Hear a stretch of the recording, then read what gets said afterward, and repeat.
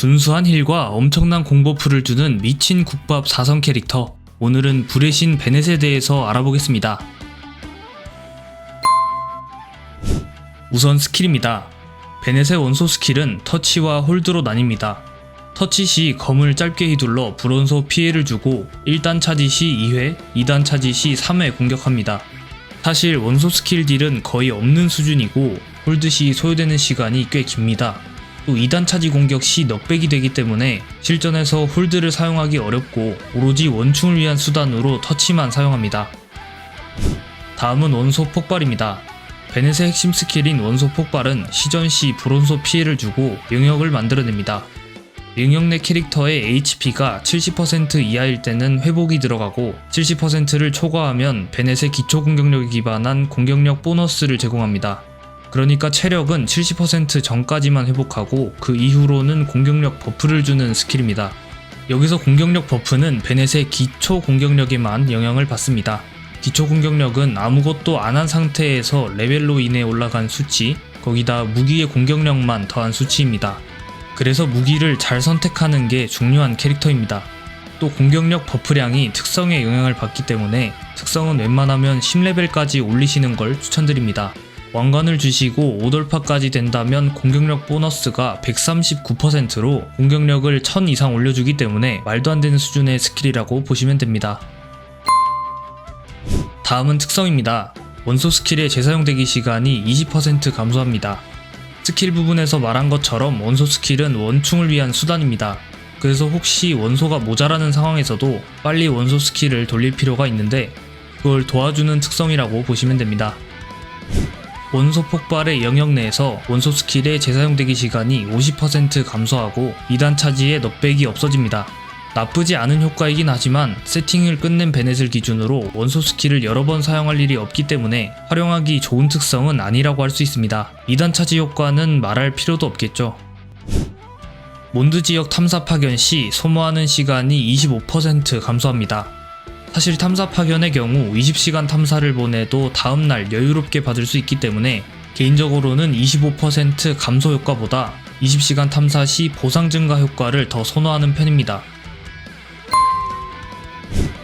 다음은 무기입니다. 베넷의 무기는 기초 공격력과 원소 충전 효율만 보시면 됩니다.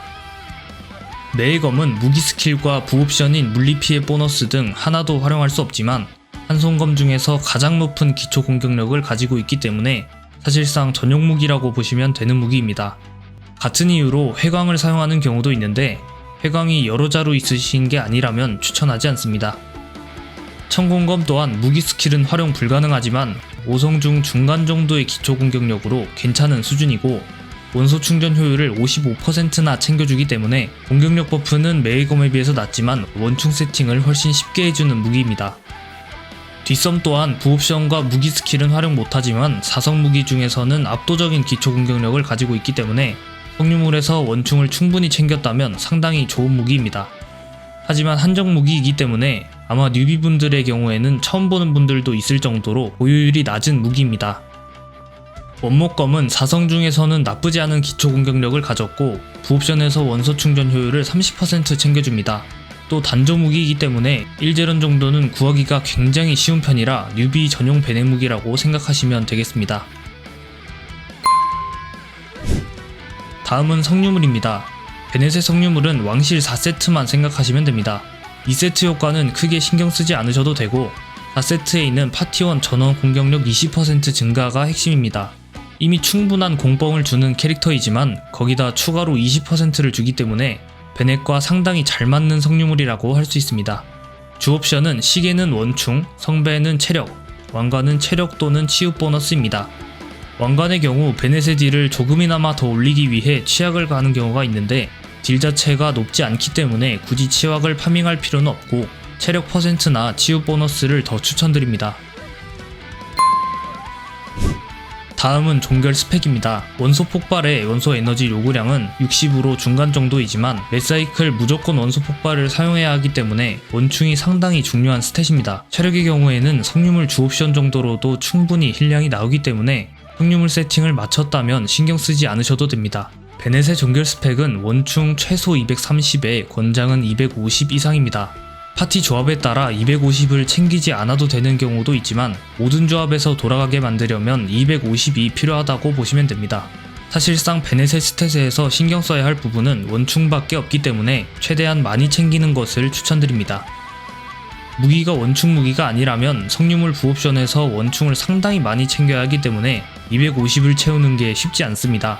그래서 뉴비시거나 성유물에 시간을 투자하고 싶지 않으시다면 천공검이나 원목검 등 원충이 챙겨지는 무기 사용을 추천드립니다. 다음은 운명의 자리입니다.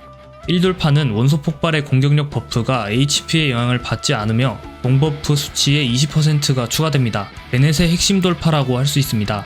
실전에서 사용 시 1돌파가 안 되어 있다면 공버프를 못 받는 경우가 상당히 많이 생기게 되고 그로 인해 성능이 반토막이 나게 됩니다. 또 1돌파를 하면 공버프 개수가 20% 증가하기 때문에 사실상 베넷을 제대로 사용하려면 꼭 필요한 필수 돌파라고 할 수 있습니다.